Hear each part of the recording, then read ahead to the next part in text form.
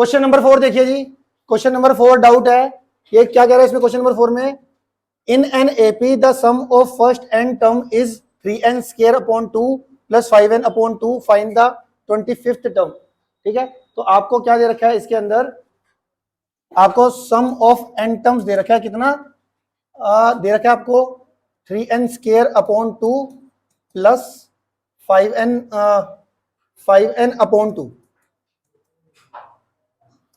अब इस क्वेश्चन को ना दिमाग में सेट कर लो, ये ना घुमा घुमा के अलग अलग तरीके से आता है। सम ऑफ एन टर्म्स दे रखा हो, sum of first p term दे रखा हो, sum of first t term दे रखा हो, ऐसे भी दे देंगे sum of first p term a b square plus b p, कुछ भी दे देंगे, समझ रहे हो। Sum of first p term दे दिया, सम ऑफ क्यू टर्म्स दे दिया। आपको सबसे पहले ये समझना है कि मैं इस सम ऑफ एन टर्म से एपी निकाल सकता हूं। सम ऑफ एन टर्म से क्या निकाल सकता हूं, एपी निकाल सकता हूं। एनसीईआरटी के अंदर ऐसा सा क्वेश्चन है। फिलहाल के लिए दोबारा से बताया तो एन की वैल्यू पहले 1 पुट करो, S1 S2 S3 निकाल लो। एन की वैल्यू 1 पुट करूंगा तो कितना आ जाएगा 3 1, एन की जगह पे 1 पुट करो, ये कितना आ जाएगा 3/2, ये आ जाएगा 5/2। एलसीएम ले लोगे तो कितना आ जाएगा 3 + 5 8/2, कटिंग करके आ गया 4, कटिंग करके कितना आ गया 4।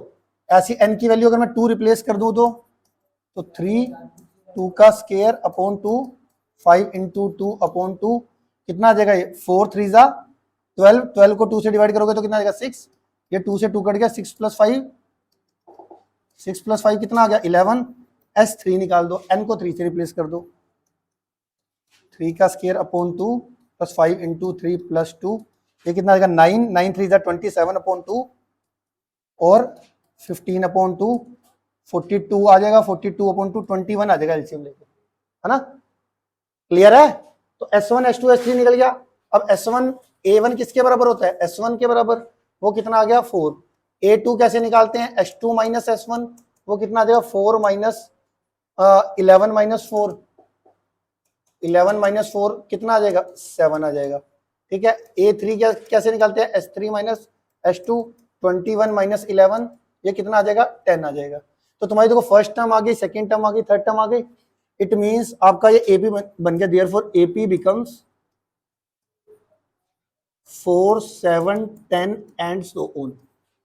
क्या मेरी बात समझ में आई आपको। आप ये फिक्स कर लो कि कभी भी सम ऑफ फर्स्ट एन टर्म्स दिया हो, या सम ऑफ फर्स्ट पी टर्म दे रखा हो, या सम ऑफ फर्स्ट क्यू टर्म दे रखा हो, मैं एपी निकाल सकता हूं उससे। समझ में आ गई बात है, क्लियर है सारे बच्चों को। अब उसके बाद क्या करना है, इसके बाद में कौन सा क्वेश्चन क्या पूछा था, 25th टर्म आपको पता है क्या होता है, a + 24d। ए और डी की वैल्यू यहां पे पुट करके आपका आंसर आ जाएगा। ओके, आ गया समझ में। क्वेश्चन नंबर ये 5 है, इसके अंदर आपको दे रखा है 6th term is half of 4th term, और दूसरी चीज क्या दे रखा है, थर्ड टर्म कितना दे रखा है 15 दे रखा है। थर्ड टर्म कितना है आपके पास 15, और पहली कह रहा हाउ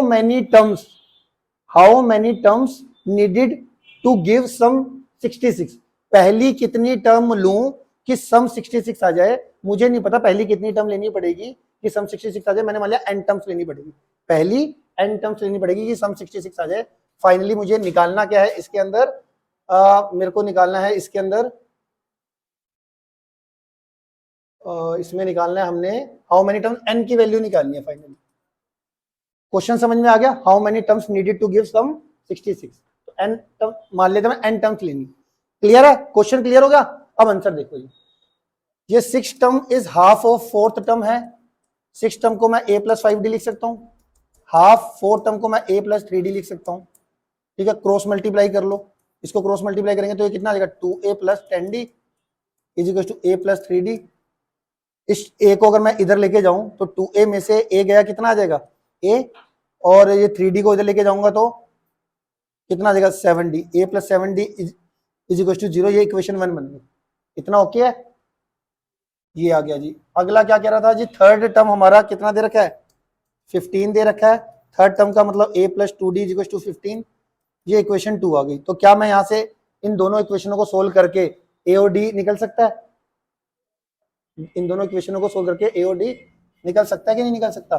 तो यहाँ पे मैंने a + 7d = 0 और a plus 2d is equal to 15। इसको अगर मैं माइनस करूंगा तो ये कटिंग हो जाएगी, 7 में से 2 गया, 5d is equal to minus का 15, d की वैल्यू माइनस 15 अपॉन 5, d की वैल्यू कितनी आ जाएगी, माइनस का 3, d की वैल्यू कितनी आ जाएगी, माइनस का 3। इस d की वैल्यू माइनस 3 को हम किसी भी एक इक्वेशन में पुट कर लेते हैं, मान लेते हैं इक्वेशन 1 में कर देते हैं, पुट इन इक्वेशन 1। तो यहाँ पे मेरा कितना आ जाएगा, a प्लस 7 इंटू माइनस का 3 इज टू 0, ये माइनस 21 राइट साइड जाके कितना हो जाएगा, प्लस का 21। तो d की वैल्यू माइनस 3 और a की वैल्यू 21 आ गई, है ना। अब हमारे को क्या दे रखा है, सम भी दे रखा था 66, तो सम दे रखा था, तो सम वाला फॉर्मूला लगा दो। Sn का फॉर्मूला कितना होता है, n/2 2a plus n-1 into D. Sn की वैल्यू 66 दे रखी है, n/2 a की वैल्यू कितनी है 21, n-1 d की वैल्यू कितनी है माइनस का 3। ठीक है, इस 2 को क्रॉस मल्टीप्लाई से इधर भेजेंगे तो देखो कितना आएगा, 2 6 12, 2 6 12 और 1 13, और ये n आ गया, ये कितना आ जाएगा 42 माइनस का 3n प्लस का 3। तो अगर मैं इनको ऐड करूं, देखने पे ज्यादा ध्यान देना, कैलकुलेशन, इसकी कैलकुलेशन देखो, कैलकुलेशन में ही एरर होती है, तो यहां पर देखो ज्यादा, लिखने का तो मैं आपको भेज दूंगा, ये QR कोड भेज दूंगा, आप देख लेना। 42 प्लस 3 कितना हो जाएगा, ये 45 माइनस का 3n, ये 132 आ गया। इस n को अगर मैं अंदर मल्टीप्लाई करूंगा तो कितना आएगा, देखो 45n माइनस का 3n square is equal to 132। इन दोनों टर्म को लेफ्ट में ले जाओ, तो ये कितना आ जाएगा मेरे पास 3n स्क्वायर, ठीक है, और माइनस का 45n प्लस का 132 इज इक्वल टू 0। ये आ गई जी आपके पास है 45, अच्छा 45, ठीक है जी। तो यहाँ पर हमारा ये आ गया। अब इसकी मिडिल टर्म स्प्लिटिंग करके, ये इतना आ गया था आपका, सारे बच्चों का इतना आ गया था। अब मान लो जैसे इसकी मिडिल टर्म स्प्लिटिंग आपको अगर नहीं समझ में आई, इन केस आपको मिडिल टर्म स्प्लिटिंग नहीं आ रही, तो दूसरा मेथड कौन सा है बताया, क्वाड्रेटिक फॉर्मूला। तुरंत बिना दिमाग लगाए कि मान लो मैंने कुछ सेकेंड देखा और मुझे मिडिल टर्म स्प्लिटिंग नहीं पता चल रही, मैं फटाफट a की वैल्यू 3, b की वैल्यू -45, c की वैल्यू 132 लिया, d निकाल दिया, b स्क्वायर माइनस 4ac, फटाफट -45 का स्क्वायर -4 इंटू a इंटू सी, ठीक है। 45 का स्क्वायर बताना कितना आएगा, 12025, और इसका 1584, ठीक है जी। माइनस करके कितना आया 441, डी आ गया, रूट डी निकाला, रूट 441 21 आ जाएगा, ठीक है। अब कई बच्चों को ये भी नहीं पता होता कि भैया इसका रूट 21 आ रहा है, क्योंकि स्केयर याद नहीं होते भाई, 21 का स्केयर 441 होता है। तो उनको क्या करा करोगे, 441 को ऐसे 3 से, देखो ये 3 से जा रहा है, 3 1 जा 1, और ये कितना हो जाएगा, ये आ गया हमारे पास। फिर इसका कैसे कर रहा था, ये आ गया जी, इसके फैक्टर निकल गए। तो इसको आपने लिखा 3 इंटू 7 इंटू 7 इंटू 3, एक पेयर ये भी बाहर आ जाएगा, एक पेयर ये भी बाहर आ जाएगा, तो 3 का भी पेयर बाहर और 7 का भी पेयर बाहर। 3 इंटू 7, रूट में क्या रह जाएगा सिर्फ 1, 1 का रूट 1 ही होता है, तो 21 आ गया। तो दोनों तरीकों से आप कर सकते हो, ठीक है। 21 आ गया, रूट डी की वैल्यू 21 आ गई।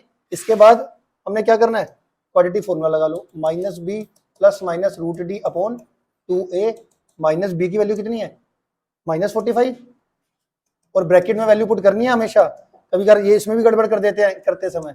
रूट डी की वैल्यू 21 थी, 2a की वैल्यू कितनी है 3, ठीक है। तो ये मेरा कितना आ जाएगा, ये मेरा माइनस का 45 आ गया, तो माइनस माइनस कितना आ जाएगा, प्लस का 45, प्लस का 45, बीच में प्लस माइनस है ना, एक बारी बीच में प्लस ले लो और एक बारी बीच में माइनस ले लो, ठीक है। ये कितना है 45 प्लस 21, 66 अपॉन 6, 11, 45 माइनस 21, 24 को 6 से डिवाइड करके n की वैल्यू 11 और 4, आपका आंसर आ गया, ठीक है।